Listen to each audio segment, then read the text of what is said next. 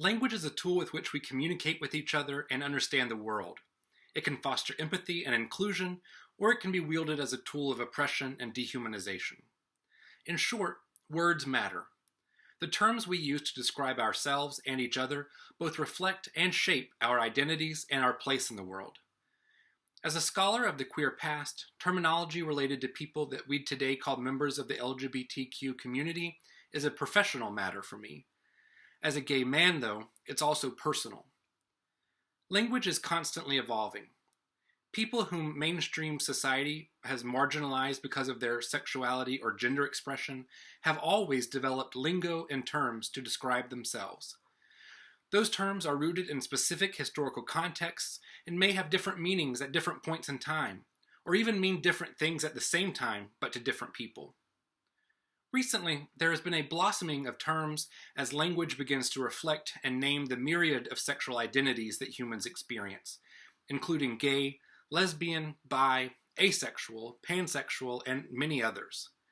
Amidst the recent national discussions around trans rights, terms describing gender identities and expressions have come to the fore, like transgender, cisgender, non-binary, genderqueer, and many more. And some terms, like queer, encompass both sexuality and gender.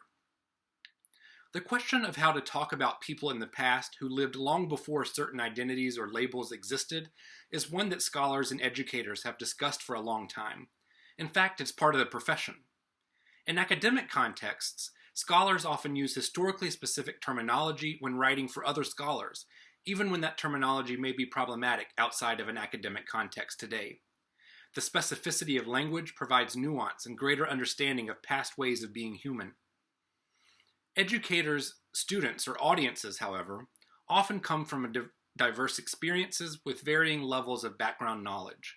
So without proper context, using some terms, even if historically accurate, with the general public or with non-specialists has the potential to raise more questions and hinder the development of greater understanding. For example, why did many gay communities abandon the term homosexual as an identity? Why do some folks still use it while others find it offensive? Why and how has a slur like queer been reclaimed? And when is it okay to use that term? Ultimately, educators may need to use different approaches than those used by scholarly researchers. In the summer of 2021, I conducted a survey online to gather input from the LGBTQ community about their thoughts on the terms used by educators when referring to LGBTQ folks in the past. The 573 respondents represented various professions, levels of formal education, ages, and identities.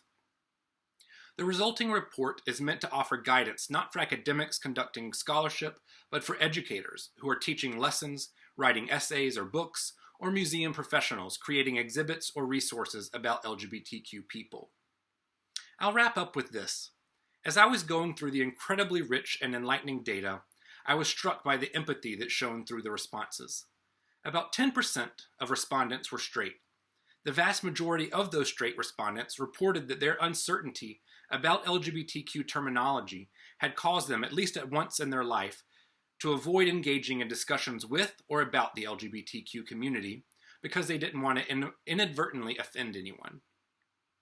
At the same time, the 90% of the respondents who identified as somewhere on the LGBTQ spectrum reported that while language is important and people should take the time to learn the terminology, they also noted that, as one respondent put it, the key is intent and mutual respect. We as the LGBTQ community have to have patience for educating and for learning, even if we weren't always shown that same respect. I want to say thank you to everyone who took the survey and to all of you who provided feedback on initial drafts of the report. This report is not meant to be comprehensive or exhaustive. I suggest you treat it as a starting point and as a guide to further education and meaningful discussions with your students and with your audiences. We must enter into these conversations in good faith. We should listen to and take the lead of the communities in question. They know best how to define themselves, after all. Ultimately, we should realize that this is not really all that complex of an issue, and that patience and respect go a long way.